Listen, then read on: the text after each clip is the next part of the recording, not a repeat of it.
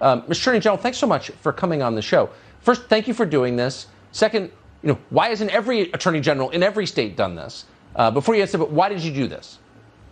Well, first off, Kobe, you start with what does the law say? And in state and federal law, especially here in South Carolina, the law is very clear. Any state publicly funded college or university cannot require proof of a COVID vaccination. And there was a COVID protocol put out by one of our colleges and universities that was kind of unclear, but it basically required incoming students to the fall semester to fill out a form, a COVID vaccination form. And if it was determined that you were unvaccinated, or if you declined to fill out the form, you would be placed on a list, a mandatory COVID testing protocol list. And that was very upsetting to many parents and a number of students who reached out to our office, and we looked into it.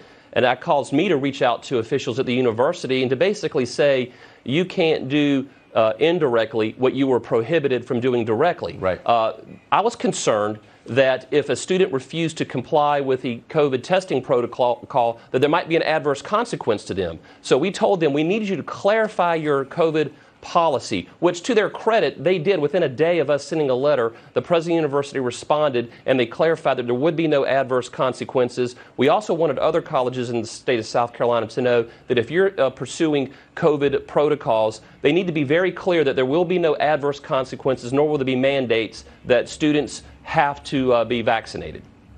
I mean, I can't imagine there's a state in the country that allows any institution to force medicine on people who don't want the medicine.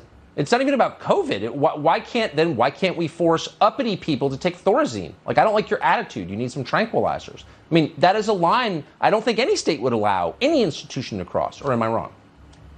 Well, first off, in the state of South Carolina, that is not the case. We don't allow it here. I would hope that other states would follow the rule of law. Obviously, there are a lot of people that are concerned about the emergency use authorization, that this is not a fully vetted drug. It is vetted, but, I mean, there are people who are concerned of choosing to make the personal decision not to get vaccinated. I personally have been vaccinated. I encourage people to get vaccinated, but if people don't want to get vaccinated, they should be allowed to live their lives freely. And so that is what we're defending, people's personal liberty and the right to choose not to be vaccinated. Yeah, and if you're worried about getting COVID, you can get vaccinated. So it kind of solved the problem that way. The Attorney General of South Carolina, Alan Wilson, thank you so much. Thanks, Tucker.